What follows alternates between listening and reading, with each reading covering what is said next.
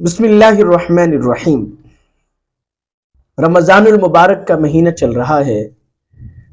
آپ سب دوست رمضان کی برکتیں حاصل کرنے کی بھرپور کوششیں کر رہے ہوں گے الحمدللہ۔ اور رمضان المبارک میں روزہ خاص اہمیت رکھتا ہے، یعنی یوں سمجھ لیجئے کہ اگر رمضان المبارک کی عبادتوں میں سے کوئی اہم عبادت ہے جو رمضان کے ساتھ خاص ہے وہ روزہ ہے۔ اور روزہ نہ صرف عبادت ہے بلکہ یہ ایک ایسی عبادت ہے کہ جس میں ریا کا شائبہ بہت کم ہوتا ہے۔ اس کی وجہ یہ ہے کہ نماز پڑھ رہے ہیں تو کوئی بندہ آپ کو دیکھ سکتا ہے کہ یہ بندہ نماز پڑھ رہا ہے، تو آپ کے دل میں ریا آ سکتا ہے کہ فلاں بندہ مجھے دیکھ رہا ہے۔ اور آپ زکوٰۃ دے رہے ہیں تو ممکن ہے کہ کوئی دیکھنے والا آپ کو دیکھے اور آپ کے دل میں خیال آ جائے کہ دیکھو جی وہ مجھے دیکھ رہا ہے کہ میں پیسے خرچ کر رہا ہوں۔ لیکن روزہ ایک ایسی عبادت ہے کہ جس میں ساتھ والے کو بھی پتہ نہیں ہوتا کہ آپ نے روزہ حقیقتاً رکھا ہے یا نہیں۔ یعنی آپ ساتھ والے کو کہہ سکتے ہیں جی میرا روزہ ہے، لیکن آپ کہیں چھپ کر کھا پی سکتے ہیں۔ لیکن جو بندہ روزہ رکھ رہا ہے وہ سب کے سامنے بھی نہیں کھاتا، چھپ کر بھی نہیں کھاتا۔ تو یعنی اس کی خاص ایک رمضان کے ساتھ مناسبت ہے روزے کی، اور ایک ماحول سا بن جاتا ہے تو انسان کے لیے روزہ رکھنا آسان ہو جاتا ہے، کیونکہ ماحول کی بڑی برکت ہوتی ہے۔ اکیلا بندہ روزہ رکھے نا عام دنوں میں تو وہ اس کے لیے آنا جانا مشکل ہوتا ہے، کیونکہ کہیں بھی جاتا ہے چائے پانی بوتل جی فروٹ یہ وہ فلاں فلاں، تو اب وہ نہ کر کے نا وہ پریشان ہو جاتا ہے، اور اگلے بھی پریشان ہو جاتے ہیں، بھائی اس نے کیسے روزہ رکھ کر ہمارے پاس آ گیا، اب ہمارے لیے مشقت ہو رہی ہے کہ اس کا اکرام نہیں کر پا رہے۔ بہرحال ایک ماحول سا بن جاتا ہے۔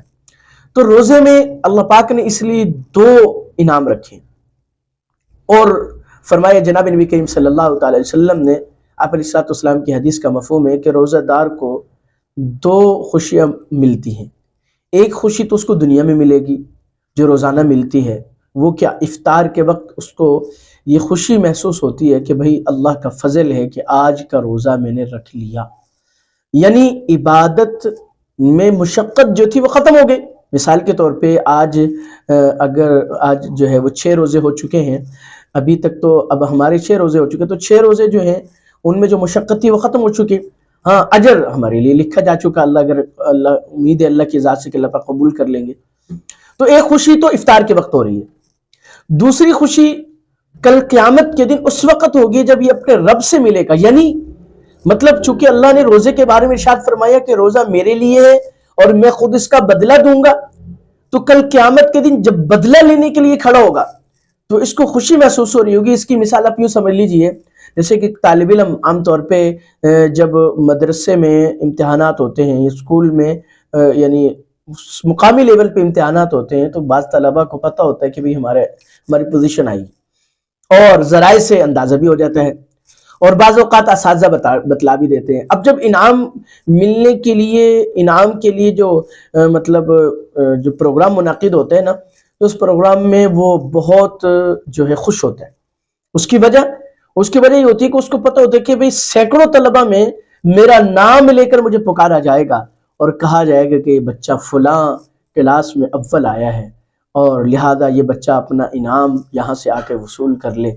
تو اس کو کتنی خوشی ہوتی ہے، جاتے ہوئے خوشی سے آ رہا ہوتا ہے، خوشی سے جا رہا ہوتا ہے، انعام وصول کر رہا ہوتا ہے۔ تو روزہ دار کو دوسری خوشی کل قیامت کے دن ہوگی جب اللہ پاک خود بلا کر کہیں گے کہ بھائی جو میں نے وعدہ کیا تھا کہ بھئی میں انعام دوں گا تو آج مجھ سے انعام وصول کر لو۔ تو بھئی اس لیے آپ مشقت کی وجہ سے روزہ نہ چھوڑیں، یہ مشقت ختم ہو جائے گی تو اس کی بھی خوشی ہوگی، لیکن اس پر جو انعام ملے گا جو بظاہر دنیا میں نہیں مل رہا وہ کل قیامت کے دن ملے گا۔ تو یقین کیجئے بادشاہ اگر انعام دے تو ہمارے دل میں کیا آتا ہے کہ بڑا انعام دے گا، اور وہ تو مالک الملک ہے، اس نے جب یہ کہہ دیا کہ میں اس کا خود بدلہ دوں گا تو اندازہ لگائیں کہ کتنا بڑا بدلہ ہوگا۔ اس لیے اللہ پاک ہمیں روزے کی قدر کرنے کی توفیق عطا فرمائے۔